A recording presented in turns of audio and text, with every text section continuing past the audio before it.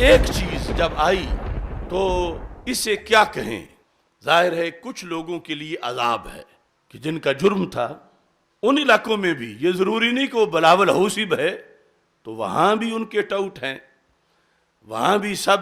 وہ جاگیردار اور ظالم اور کرپٹ لوگ اور امر بالمعروف اور نہی عن المنکر ترک کر دینے والے،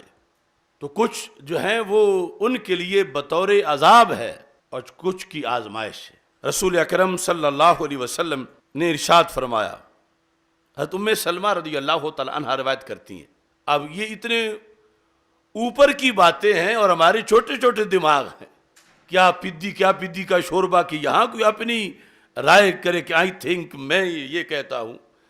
یہ سب باتیں پہلے سرکار سے پوچھی جا چکی ہیں اور سرکار دو عالم صلی اللہ علیہ وسلم جواب دے چکے ہیں اور سند صحیح سے ثابت ہے۔ ام المومنین حضرت ام سلمہ رضی اللہ تعالی عنہ کہتی ہیں کہ رسول اکرم صلی اللہ علیہ وسلم نے یہ ارشاد فرمایا، کیا لفظ ہیں؟ اذا ظہرت المعاصی فی امتی، اب وہاں لفظ قوم تھا بخاری میں تو گنجائش تھی کہ کوئی کافروں کی قوم ہو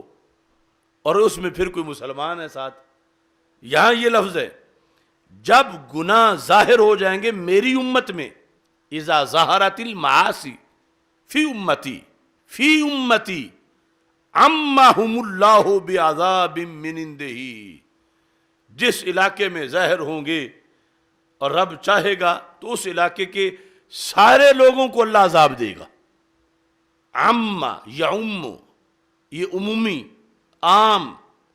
عمہم اللہ بعذاب من عندہ، اللہ وہاں کے رہنے والوں کو بالعموم عذاب دے گا۔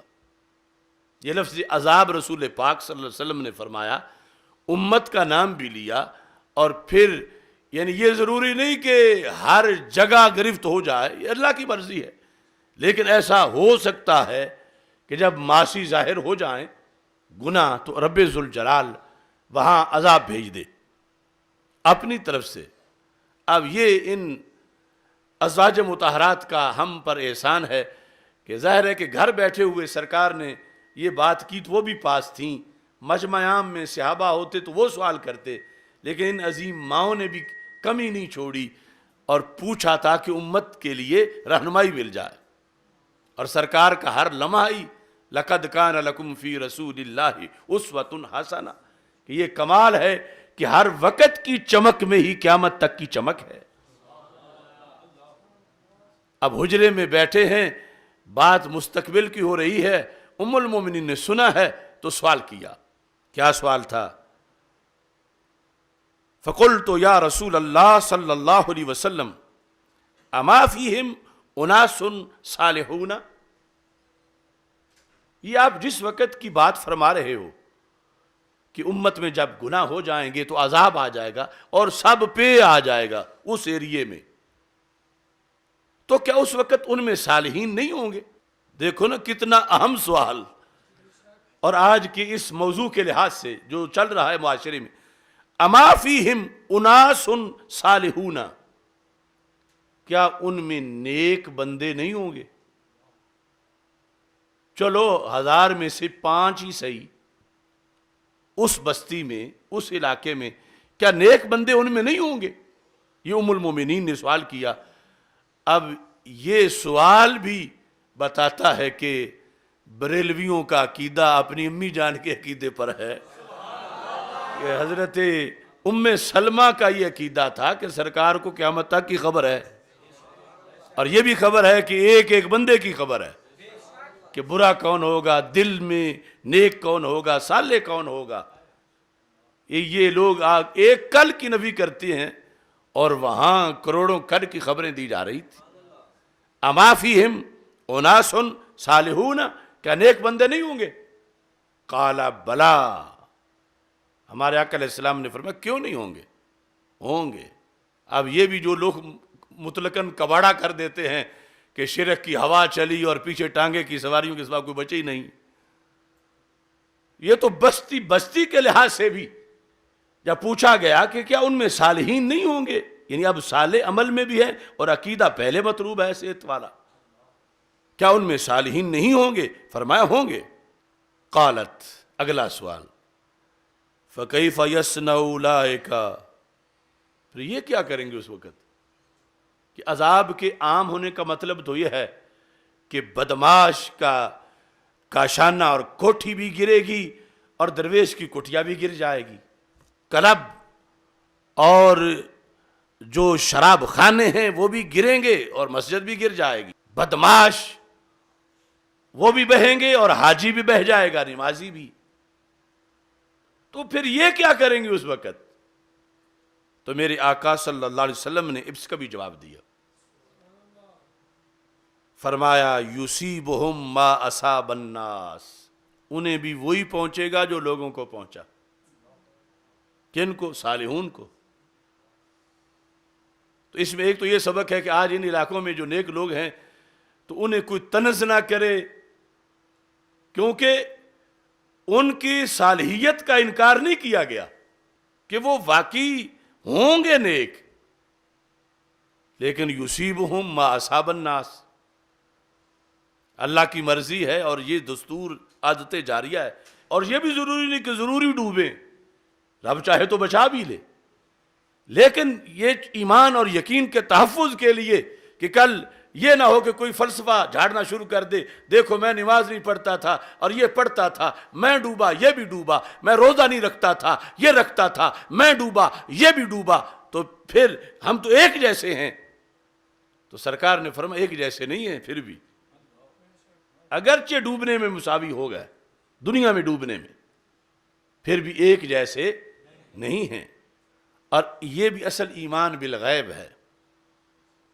اس کا تقاضا ہے۔ اگر یوں سیلاب آئے اور پھر نمازیوں کے گھر جدا جدا بچیں اور بد نمازوں کے بہہ جائیں